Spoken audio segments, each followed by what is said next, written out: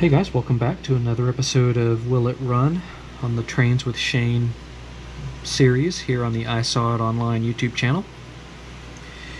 As you guys have hopefully seen before, I picked this locomotive up here in a 3-locomotive lot on eBay a couple of weeks ago. This one is an Alco FA-2 car body unit, made by Life-Like in Western Maryland colors. Not incredibly old, but not very new. As you can see, the plastic has dried out and started to deteriorate here, which is pretty common for locomotive cases of this type, especially Life-Like. Let's see if I can extricate this from its tomb here. Okay. Looks like we have separately applied a horn up here, which is intact, thankfully. Lots of molded in detail, very fine detail up here on the radiator grills. A characteristic single radiator exhaust fan, which Alcos are known for. We've got some tiny painted in detail. I think that's a supposed to be a gas cap. I say gas, fuel cap. Pretty weighty. Have the blackened wheels. The only thing I really don't like about these, it's hard to see when they're dirty. All wheels pick up power and all wheels are driven. Have truck-mounted Rapido couplers with a fairly open pilot on the front here, which is what you gotta have if the pilot isn't molded into the front truck like some people do. I know Kato and Roco have done it that way. A tiny little piece of sponge here that seems to be stuck. I am not going to worry about removing that. Again, we have our truck-mounted Rapido coupler. Rear door molded in. Looks like all of our ladder extensions are present, which if you guys are into N-scale FAs, EMDF units, etc., you know that these are pretty easy to bust off. So, wow, this thing is heavy. Let's get it over to the switching layout and see how she runs. Alright guys, we're over here on the switching layout with the Life-Like Alco FA-2. Let's give it track power. Forward, let's feed it a little bit of power. Getting a light about halfway. Nope, looks like our power pickup stopped. Let's give her a little nudge.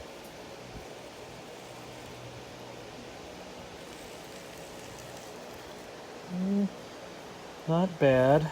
We may have a electrical pickup issue. Let's feed in a little bit more power.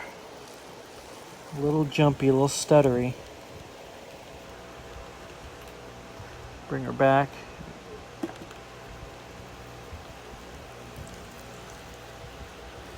We are giving her full power on my little battery-powered remote here.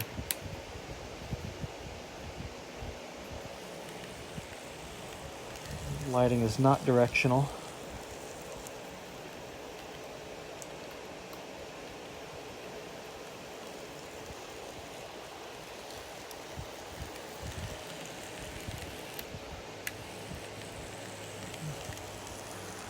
Very smooth and quiet.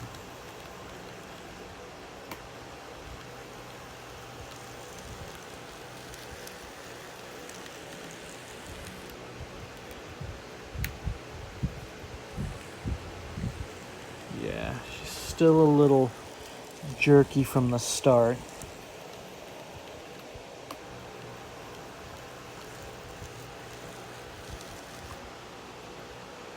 little bit of a hiccup there.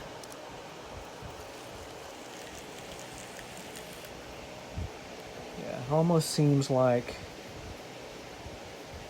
we're either having an electrical pickup issue or possibly just a little bit sludgy on the drivetrain. I'll bet it's an electrical pickup issue. It's like I said, these factory blackened wheels are tough to determine if they're clean or not. So we might take it back over to the disgusting workbench and give it a clean.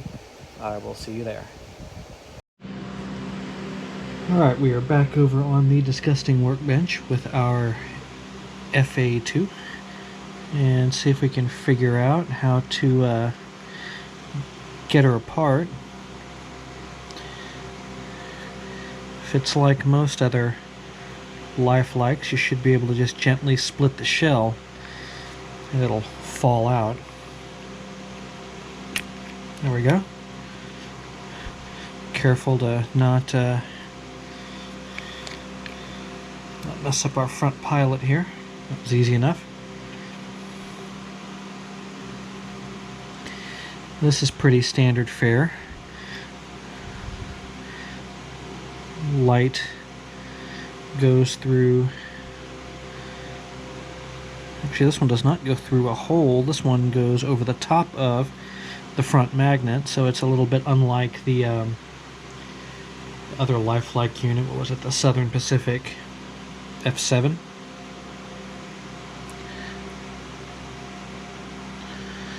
I don't really want to disturb this tape too much.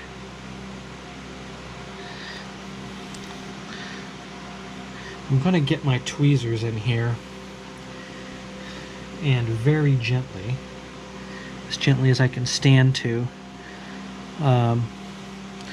jiggle these little connections in here. We do not want to break these off. Just want to make sure that our wires are soldered. In order to resolder these, you have to drop the trucks out by pushing these pins out, and that's something I still have yet to do on a GP unit that I have.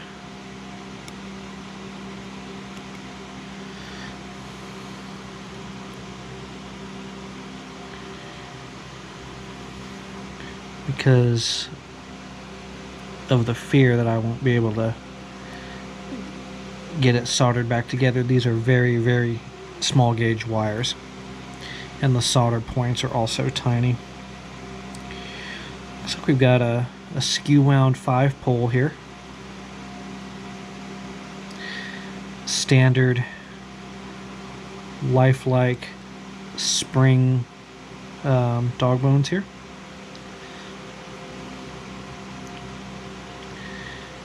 There is grease in here, but it does look pretty funky.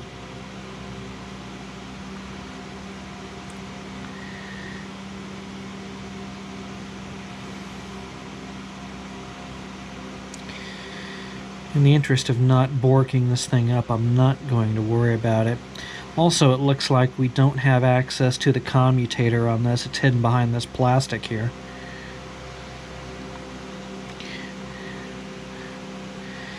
It's interesting that in my older GP unit, the worm gears are hidden underneath little plastic covers, but they're exposed here, and there's not even any holes to retrofit an earlier plastic cover. But that's not a huge issue. We're going to take a tiny bit of Labelle 106 here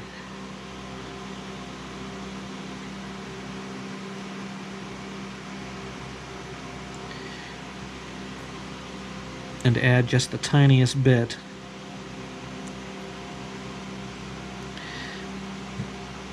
to our worm gears.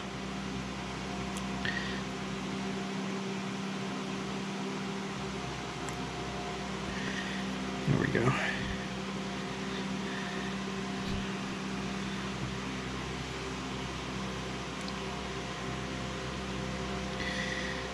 Honestly, there's not a whole lot to check in here, really. Everything is pretty solid as far as the solder connections go. So we're going to run what we brung here, as they say. I'm going to reassemble this with the weights Well, that's interesting. Looks like our little piece of foam in here is actually an overhang out of the back of the unit. I wonder if that just got smushed out over time. Well, we'll leave it as is. Let's see if we can... Well, I said we were going to leave it as is, and then it fell out. That adhesive feels like it's totally gone. What do we do, guys? Do we just lay this back on here as such, or should we glue it? Let's just use friction here. We'll try and sneak our front coupler in here. This does not want to fish back up in here. Let me just get this down into camera. You guys can actually see what I'm trying to do here. I'm trying to get the get this back together. We're going to end up with some sponge overhang here. I'm okay with it. I can always take it back apart later. What I don't want to get into is pinching these wires here. See how we're really close? Just gonna give them a little tap here. The other side looks pretty good.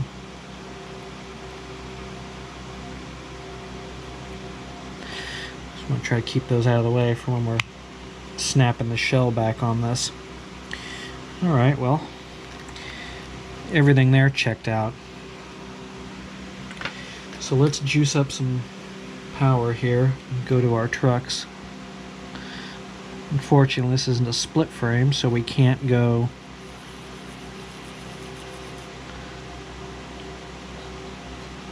see. Our power is really inconsistent there.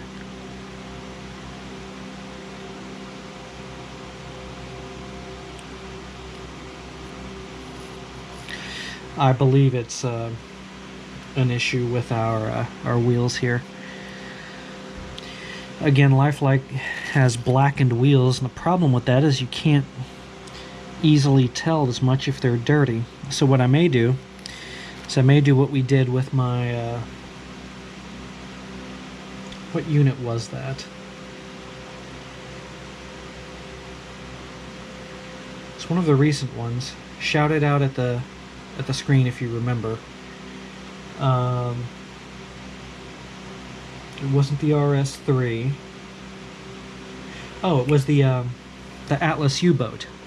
We had to polish that up with the sandpaper. I think that's what we're going to do here, because as cool as the blackening is, I would just as soon have the mating surfaces here shiny, so I can tell what's happening. So we'll get our little piece of sandpaper ready here. Get a new spot folded over, and this may be kind of tricky considering the state of the current electrical pickup. We might be able to go to either side of the trucks, but I don't know.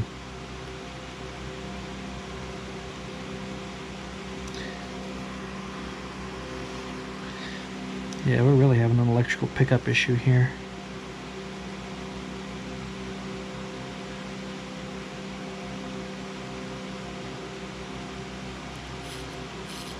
The front wheels seem to pick up pretty well. So, let's spin this fellow around. Yeah.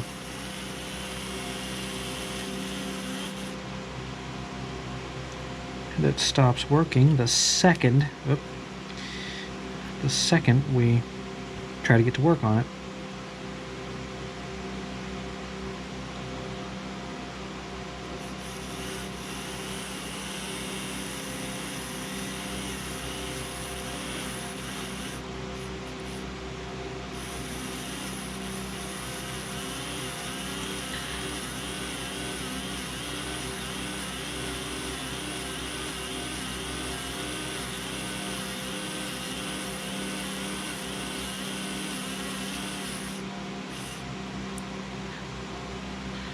One wheel down, 7 more to go.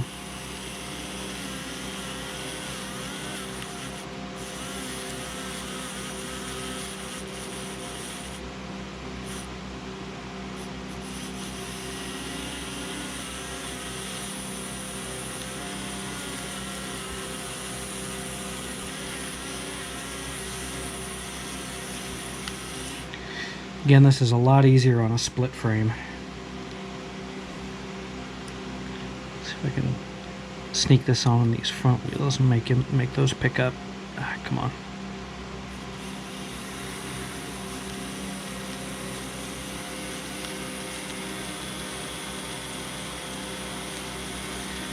And what we're trying to do here is we're just trying to polish the surface as much to remove the blackening as to clean off any stuff that's down there. And I get the reason for blackening the wheels. It's very much more prototypical looking, but on a prototype anyway, the mating surfaces on the flanges are clean, so it is what it is. Now, how do we want to go about doing this other side here?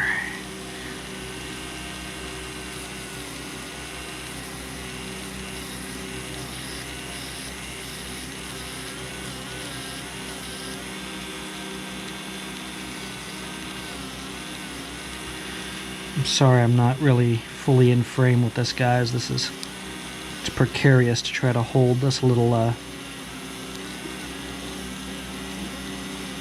contact on and try to wiggle this sandpaper while holding the truck still. Especially at this reverse angle here.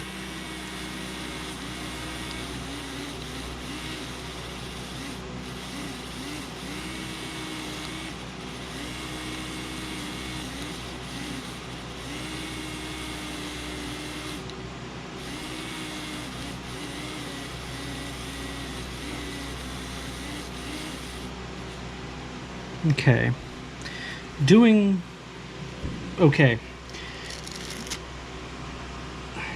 Talk about how good the detail is, and so grippy. It almost sounds like Velcro when we're pulling it in and out of the cradle here.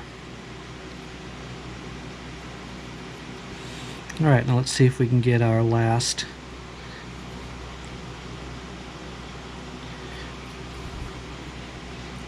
two wheels on this end.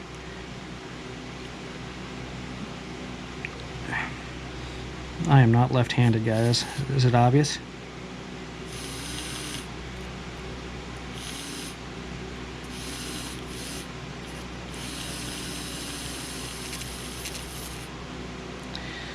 I envy truly ambidextrous people. Oh, come on. Having power pickup issues on our brand new cleaned wheels here? Come on.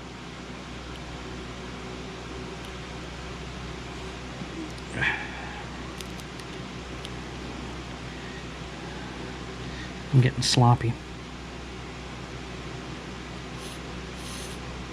Oh, had it. This is why I much prefer to do this on a split frame. You don't have to try and stick your lead wires to spinning wheels.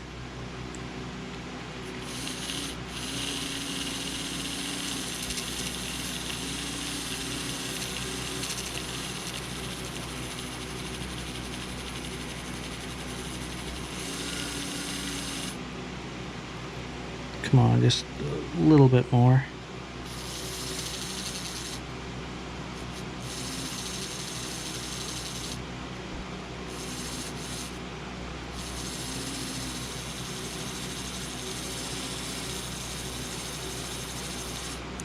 Alright, so this is why I didn't make you guys sit through the entire set of 8 on the last time we did this. So anyway, that is done. Let's get this back over onto the layout and see if we've done any good. Alright, we're back over here onto the Inglenook switching layout. Let's turn on some track power, forward, let's dial in a little.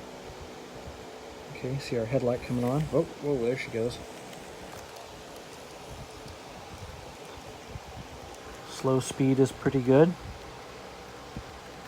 Let's bring her back. Notice we got a very little tail there. I will take that apart and I'll probably end up gluing that to the inside of the chassis. All right, let's turn her back forward and give her a little bit more power. That is full power on the battery-powered power supply here. It runs pretty good. Let's bring her back.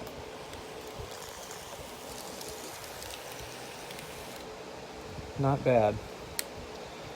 Forward.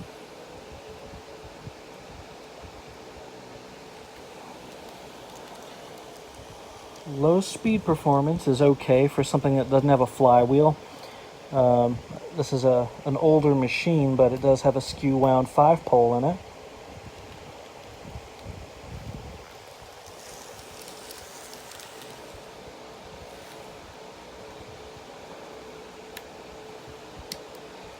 I would say that's a pretty good test. Let's bring it back this way. End on a close-up shot. All right, guys, I think we've got a pretty good ending to our Will It Run on this Life-Like FA-2 unit that we got off of eBay. Is this the first? No, because we had that other one. We had that Southern Pacific unit. Okay, but I do really like Life-Like's stuff. I've got a GP, I think it's a 38. I can't remember if it's a 38 or a 40. That is a little bit noisy, but I have an EMD. I can't remember what it is. BL1 maybe, something like that. And it is so quiet and so smooth. And it's one of the locomotives I've had for a long time. And it's not the prettiest. There's some pieces broken off of it, and it's missing parts of handrails, but I couldn't bear to get rid of it because it's such a good runner. As is this one. It is quiet. It is smooth. I'm going to run it around the loop track around the disgusting workbench tonight and make it pull cars for 20-30 minutes and see how it does. And with that, I want to thank you guys for joining me on another Will It Run episode on Trains with Shane here on the I Saw It Online YouTube channel.